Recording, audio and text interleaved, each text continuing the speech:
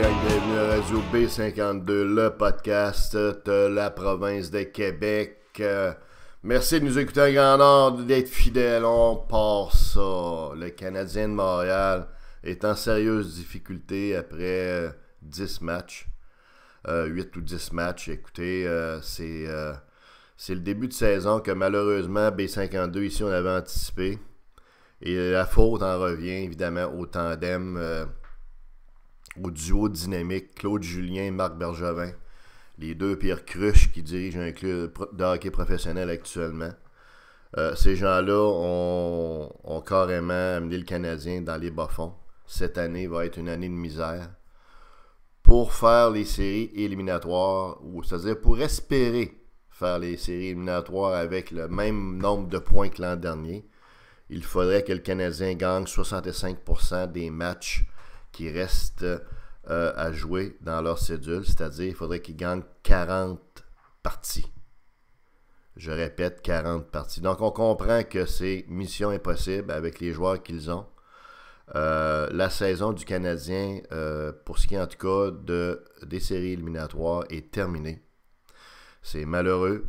On souhaiterait que les Canadiens rentrent dans les séries et qu'ils gagnent la Coupe Stanley, qu'ils gagnent le championnat, puis qu'ils battent tout le monde, puis qu'enfin un club canadien gagne la Coupe. Mais non. Il y a quelques raisons à ça qu'on avait déjà parlé dans des podcasts antérieurs. La première, c'est l'incompétence du directeur général Bergevin Marc, l'insignifiant par excellence.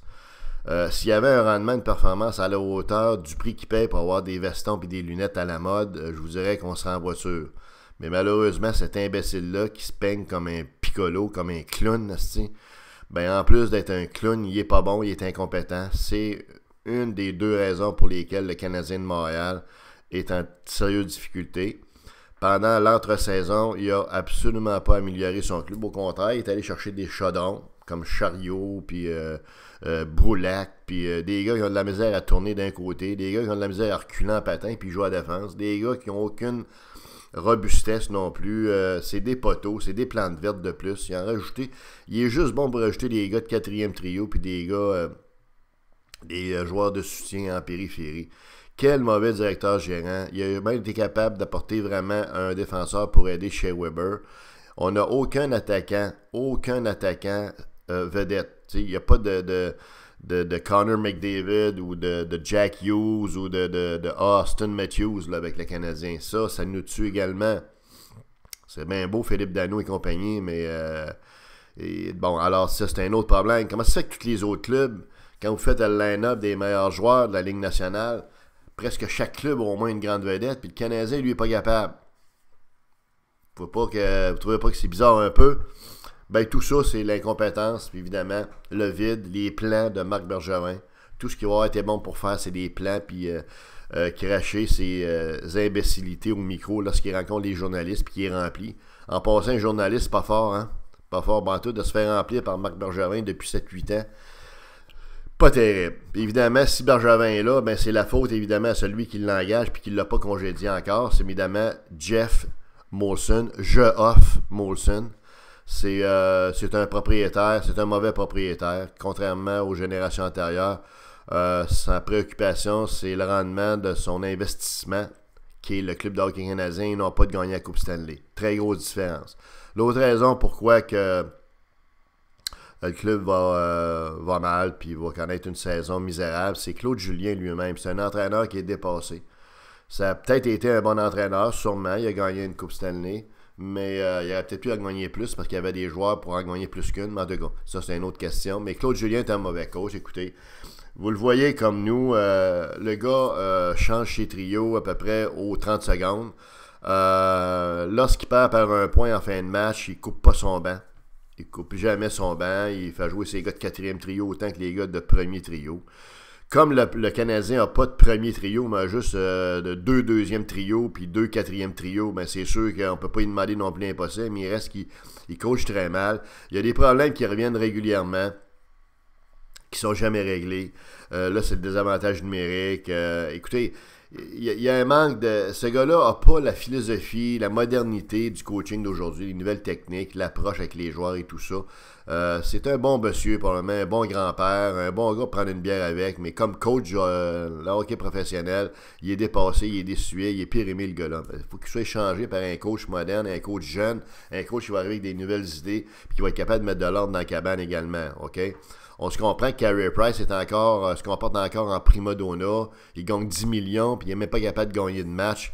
En début d'année, il a gagné une coupe, mais là, on sent encore une fois le déclin qui recommence. Le gars ne rajeunit pas.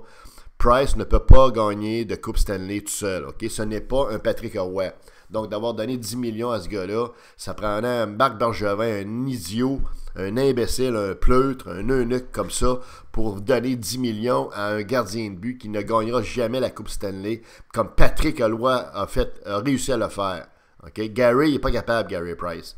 Il y a pas on dirait même qu'il est lésé un peu cette année. Il a l'air nonchalant un peu. On se demande s'il est tout là. Comment ça? Je sais pas s'il y a des problèmes personnels ou si il se regarde les ongles ou s'il n'aime pas quelque chose là dans sa vie personnelle, mais il reste qu'il n'est pas dominant depuis quelques matchs. Et le passé a montré qu'il ne peut pas gagner un championnat pour la Coupe Stanley. Et la Coupe Stanley tout seul, comme le très grand Patrick Roy l'a fait. Okay? Fait qu'on oublie ça.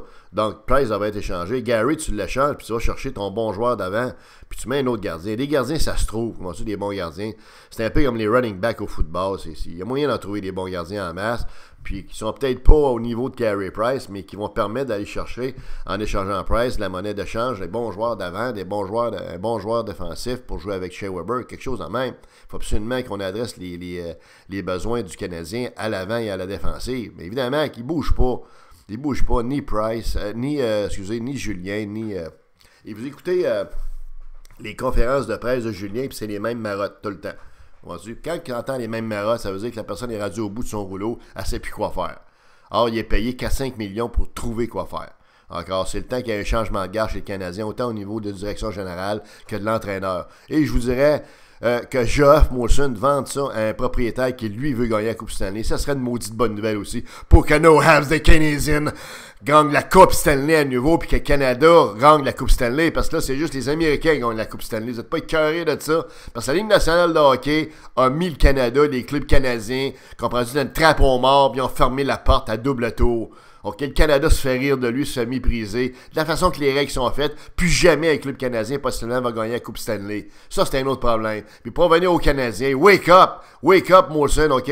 Si tu es capable de faire une bonne chose dans ta crise de carrière comme propriétaire, c'est de mettre dehors Bergevin puis Julien, puis de remplacer ça par du monde compétent et non pas juste con.